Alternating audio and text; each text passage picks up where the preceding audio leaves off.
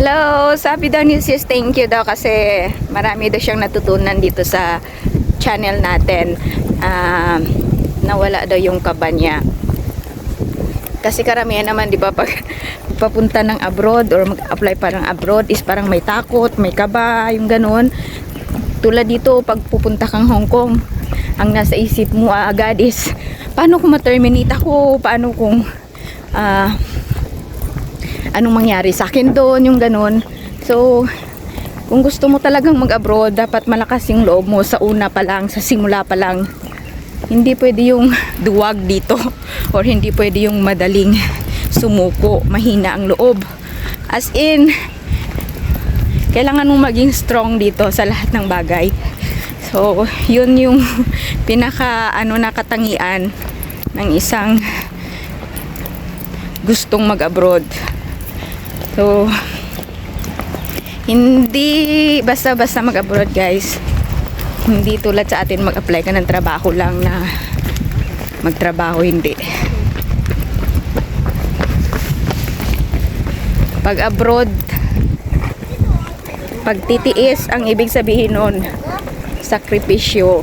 Malayo sa pamilya, sakripisyo sa trabaho, pagod, puyat, gutom, lahat may experience mo dito.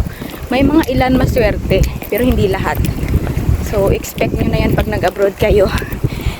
Tsaka wag matakot. Yun, talaga. Wag matakot. Swertihan lang naman eh. So, kung suswertehin ka, mas maraming sinuswerte kaysa sa minamalas. So, try lang. Dito, hindi lahat ng amo salbahe, hindi lahat ng amo nag-determinate. So, try your best lang talaga pagdating dito. Kailangan pagdating mo dito, ang pinaka number 1 is sumunod ka. Marunong kang sumunod sa instruction.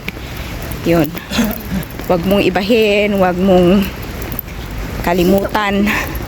Yan yung pinaka-importante sa kanila, yung instruction nila na magawa mo, masunod mo, maalala mo. Yun. Number 1 talaga yan na advice ko sa inyo. Marunong kayong sumunod sa instruction. Nagagawa nyo ng maayos yung trabaho nyo.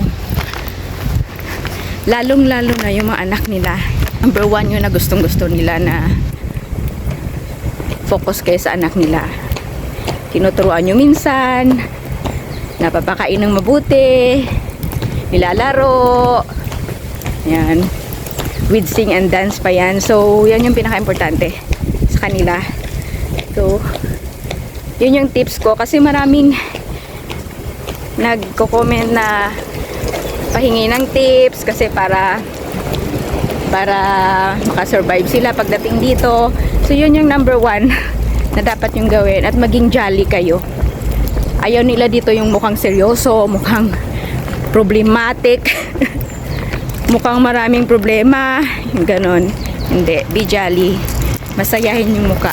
Kahit na may problema tayo sa Pinas, masayahin dapat dito. Kasi lucky yan sila, lucky yan para sa kanila, lalo na pag may mga negosyo sila. Kasi yung may mga negosyo dito na amo, pag sinuswerte sila sa negosyo na ikaw yung helper nila, makaka-benefits ka rin, binibigyan kaya ng bonus, mga regalo, ganon, maayos yung trato sa'yo. So dapat masayahin ka para sa kanila, kasi yung nagdadala ka ng swerte, yung ganon. So yun yung advice ko.